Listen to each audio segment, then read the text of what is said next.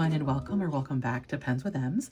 Today I want to talk about starter pens. So if you are just starting to dip your toe into the wide world of fountain pens and you're just curious, hey, what would writing with a fountain pen look like? Here are some models that I would recommend for you. First and foremost is the Jinhao 82. This comes in a wide variety of colors. I have two of my favorites here, just to highlight that they come in, silver and gold trim, but there are a wide variety of colors in these, and they come in extra fine, fine, medium, and every now and then you can find a fude nib. They are very affordable. So this pen runs between $4.50 and $12.50 online. And not only does it come to you at that price, writing most of the time very smoothly. Every now and then you'll get one that's a little less smooth. But it also comes with a converter. That's actually a really big deal because most of the pens that you buy outside of Jinhao's or other Japanese pens don't come with a converter, and that's an additional cost. And not only is it an additional cost, it's something else you have to think about. If you're new to the hobby, you're probably going to be caught off guard by the fact that it didn't come with a converter. And so that's a really great thing that Jinhao does, I feel, especially for beginner fountain pen collectors.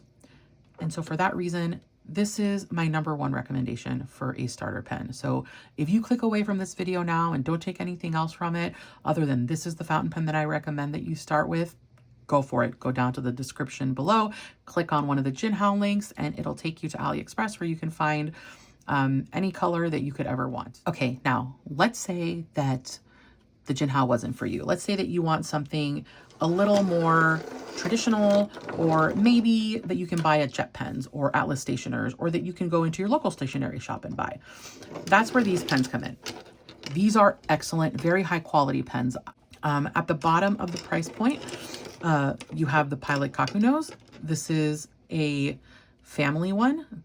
Obviously, it's the little girl.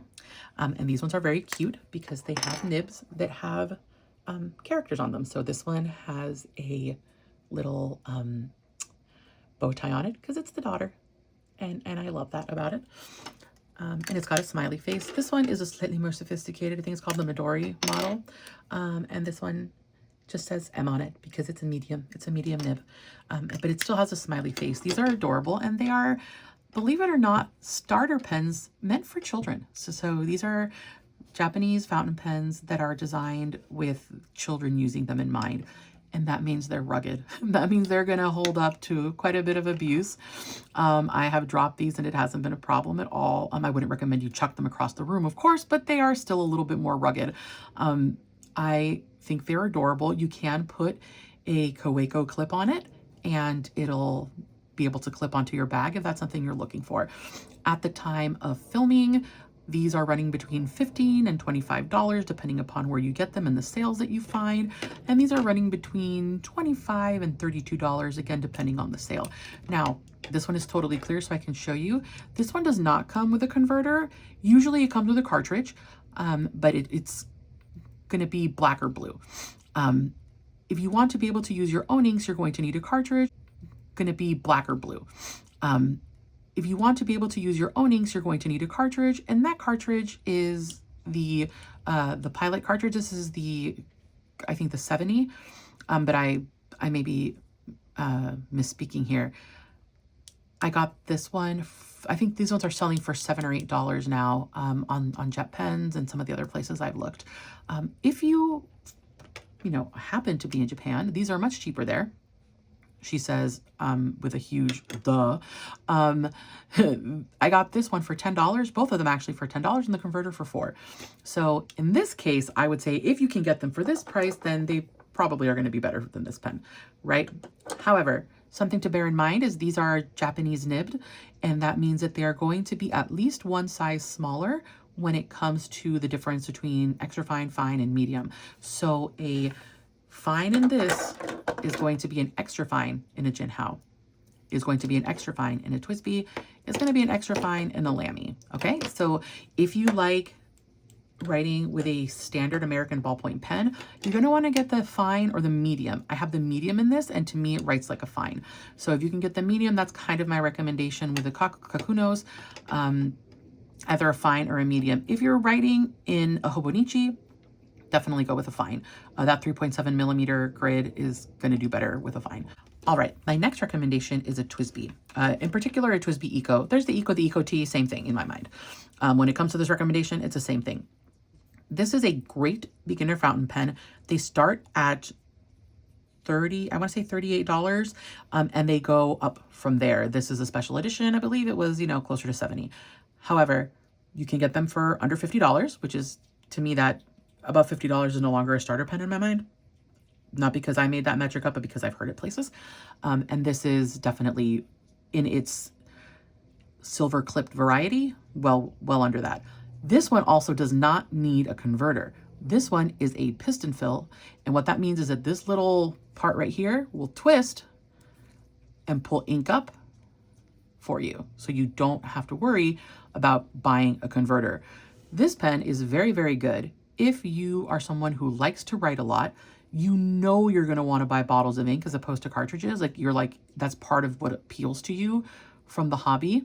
And you don't want to have to faff about with converters or cartridges, and you don't want to have to clean your pen very often.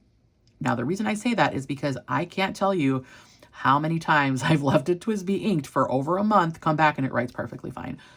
These pens can take abuse, and I'm not suggesting you abuse your TWSBI. We don't abuse fountain pens.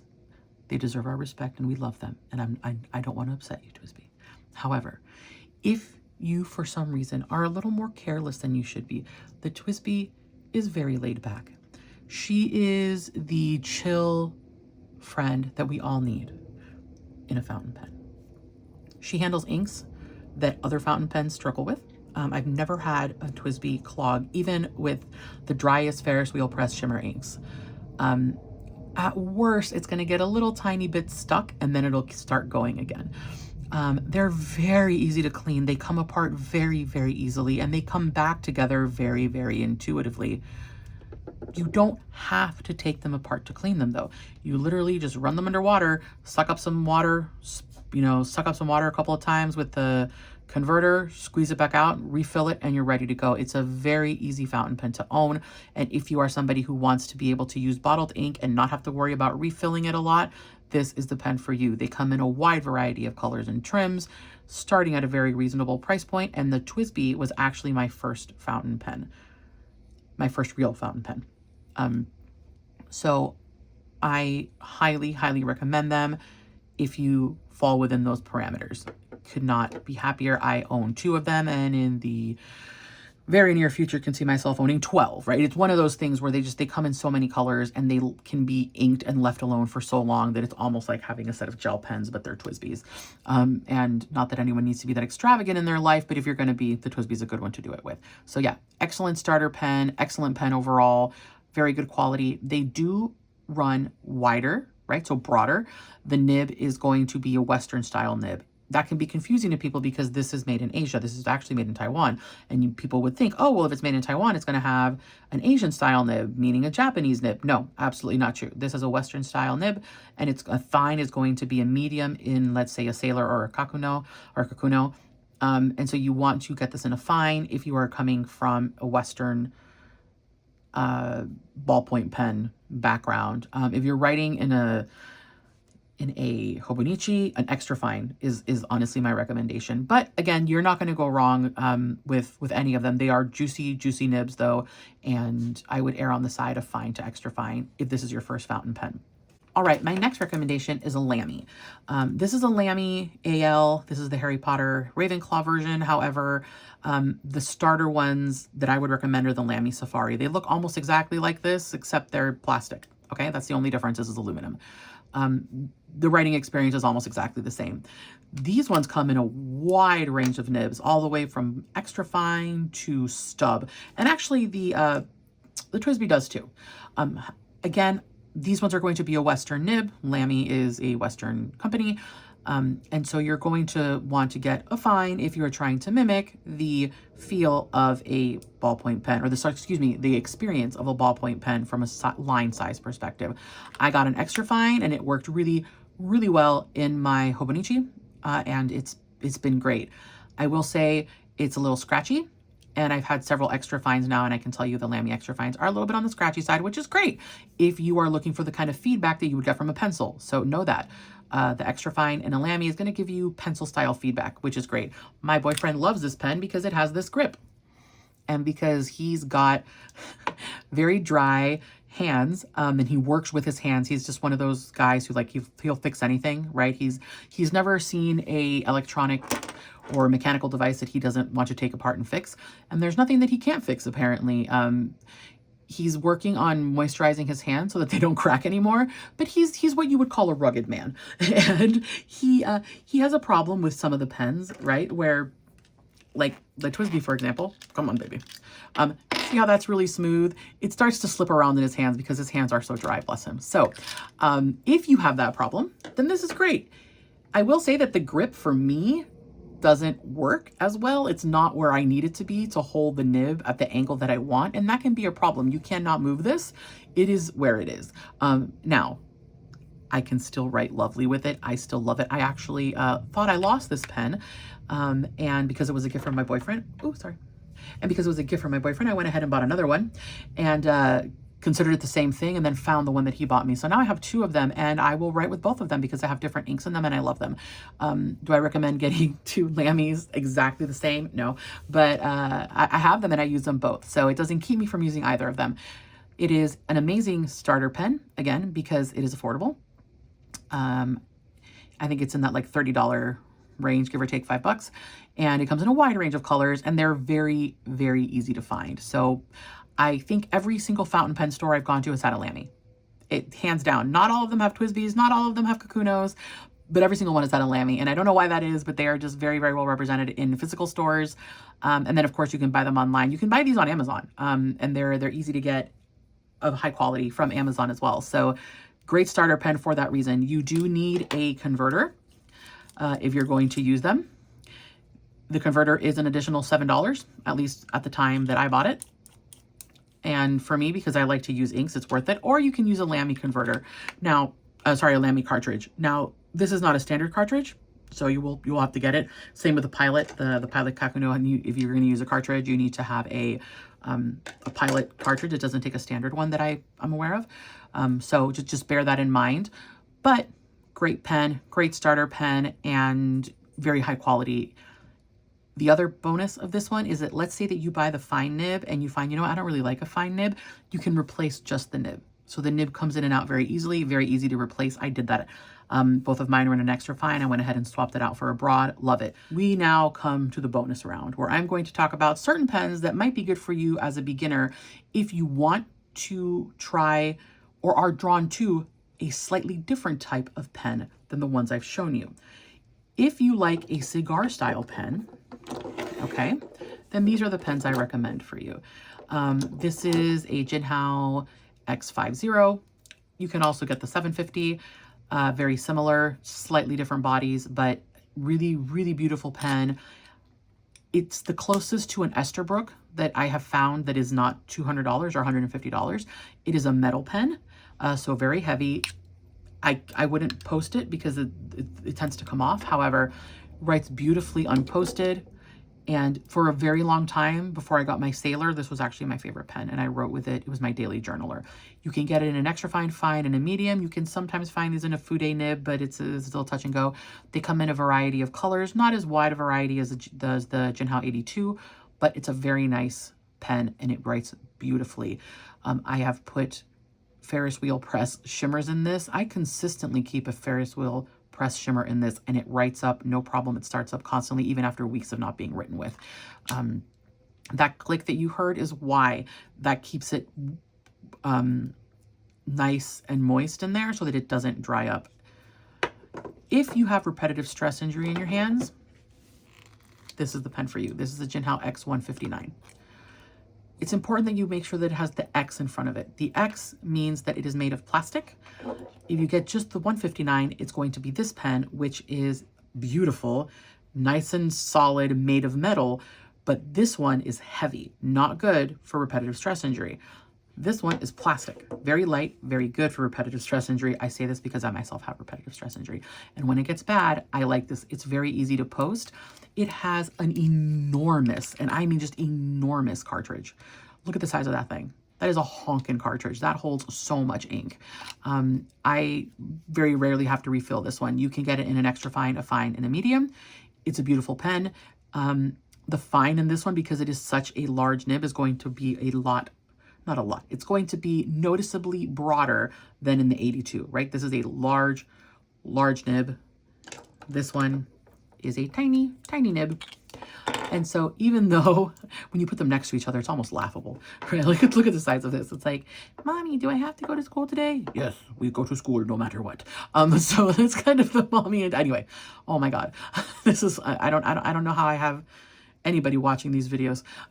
Okay, so this one is, like I said, going to be a thicker line, even if it's a fine. So for this one, I would highly recommend getting it in a fine if this is your first fountain pen, especially if you're coming to fountain pens, because you are hearing that they are very good for people who sometimes struggle to write for long periods of time, or for people who struggle with pain in their hands that make writing difficult.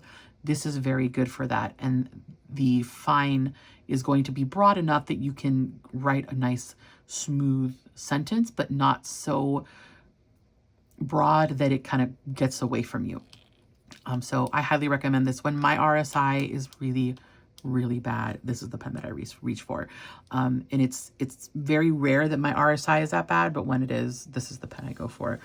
Similarly, if you are somebody with very big hands, and you find even most ballpoint pens feel a little dinky, this might be a good option for you. This is the Jinhao 159, not X, just 159. And this one is a really, really nice pen. This pen is not as heavy as you would think once you remove the cap. You can write with it posted, but it becomes pretty back heavy and the back does tend to slip off. So I prefer it unposted just because of that. It is a beautiful pen. To me, this is probably one of the most beautiful pens. It is meant to, oh, how did I do that? Cross-threading it, okay. It's meant to mimic a Mont Blanc. And now between you and me, no one's going to confuse us with a Mont Blanc, right? I mean, for the love of God, this is a, what, $17 pen. A Mont Blanc is a, $1,000 pen. No, they're not the same. But it does have the same size. It has the elegant look. And I personally really enjoy the writing experience. It has a large nib. Oddly enough, I don't think this nib is as large as the X159. Yep, it's one size smaller, but to me, it's still really, really beautiful. And it's a very, very elegant pen. I prefer, if I'm not having RSI issues, I prefer this pen to the X159. I think the clip is more classy. There's something about it that I just like. And the look and the feel of this pen and the weight of it is lovely. So I do like this pen. Now, as much as I like this pen, I like this pen even more. This is the X450, and this one is just like that one, but a little bit smaller. So it's still a cigar shape. It's just a slightly more feminine looking cigar shape in my mind. It is not a twist, it's a clip. You can post it, but it's hard. It likes to fall off, so you got to really clip it in there. And it becomes very back heavy. So I prefer not to. I prefer to use it unposted. For the longest time, this was my favorite pen. It was the one that I used. It was my daily writer. In part because I didn't mind if it got lost because it was only like $17. It too comes with a converter. So, average converter. You can see that I've used quite a lot of it. And so it's time to refill it. But this pen is in constant rotation. I always write with it. I keep it with me. It's a note taker for me. I use it to take notes. Love this pen. And it gets a lot of compliments. People are always like, oh, that's a very classy pen. I actually just gifted one of my best friends a Jinhao for Christmas. And I gifted her a red one like this, and it was one of my favorite pens. And actually, it was my pen that I gave to her. That's how much I love her. And she was writing with it on our cruise together, and she loved it. So I was like, well, then I have to give it to her because she loved it. And I mean, what friend wouldn't do that? So anyway, it's one of those, right, where people write with it and immediately they're like, ooh, I really like this. And because it's only like, you know, $17, you don't feel bad saying like, oh yeah, by all means, here, take it. And it comes with a converter like all the other Jinhaos. So that's kind of the pen that I would recommend to somebody who's looking for like a slightly classy pen, and they want to get into it from that perspective. And it's a really, really fun pen. It is a little bit on the heavier side, so you do have to be okay with a little bit of heft in your pen, and that is not true of some of the other beginner pens that I mentioned. And then finally, I include these ones because they're really neat. And again, there's a niche for these. This is a Jinhao 10 and the Jinhao 20. Jinhao 10 is heavier, a little bit thicker, right? And then the Jinhao 20 is lighter and a little bit narrower. This one is made of metal. This one is made of plastic. I think this one is very pretty, but this one is gorgeous as well. This pen is really fun because you're looking at it going, oh, okay, well, how does that work as a fountain pen? What? Mind blown. The first time I saw that, I literally had to stare at the pen forever and try to figure out how it works. I will go through how it worked for you in a minute. However, this pen is really for my neurospicy gals and guys who like to do this.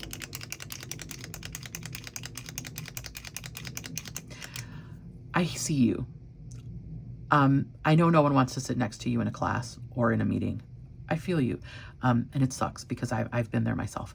But sometimes you need that. It's a stress reliever, and you need to be able to do that. So this is good for that. I would not recommend that you buy a Decimo, right, which is the very expensive version of this pen made by Pilot, and do that because you are going to mess with the spring. But listen, this was $17. This was $27.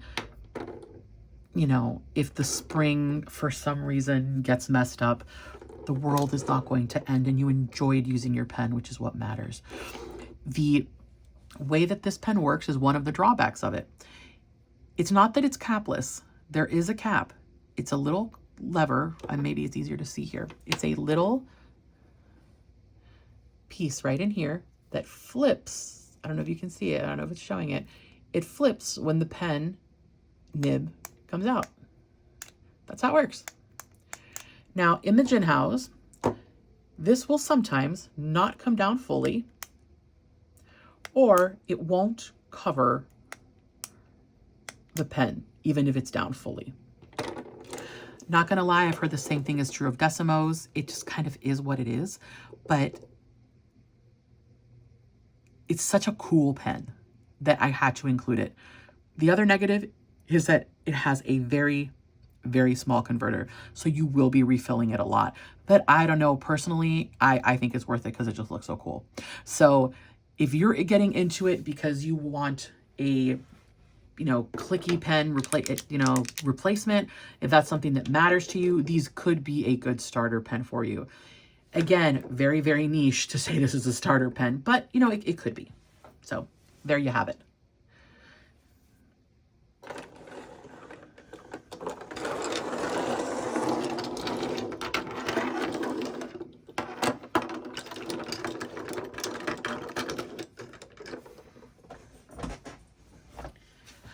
All right, that concludes the video. This is my... So again, these are the fountain pens that I would recommend as a starter fountain pen, whether gifting it to somebody or buying it for yourself. My number one recommendation overall remains the Jinhao 82. I will have a link to all of these down below for you at places where I myself have purchased them from. They are not affiliate links. I don't get any credit for it, nothing. It's just so that you know that when you go to buy them, you're buying the right thing, because I can't tell you how many times I have gone to buy something that I saw online and realized, oh, I misunderstood or I misheard. This way you know exactly what it is, and I've purchased a pen, if not this exact pen, from that retailer. So I feel good recommending it. Keep in mind, I will be including AliExpress links, and if the same seller that I bought from before is not available, I will include another one that seems reputable, but AliExpress is slightly different. It's not going to always have the same level of experience just because of the kind of website that it is. So if you've shopped on AliExpress before, you know what I'm talking about. So yeah, just know those will be down there. If you made it this far, thank you very much for watching. Please comment below your favorite starter fountain pen or what your starter fountain pen was. Mine was the TWSBI. That was my very first real big girl fountain pen. And I fell down that rabbit hole real fast and real hard. But any of these, like I said, would be good. And I'm sure there's many that I myself don't know about. So please feel free to comment your favorite one below. If you liked the video, please go ahead and give it a thumbs up. And if you want to see more content like this, please go ahead and subscribe. Thank you very much for watching, and I hope you have a wonderful rest of your day and a beautiful holiday season.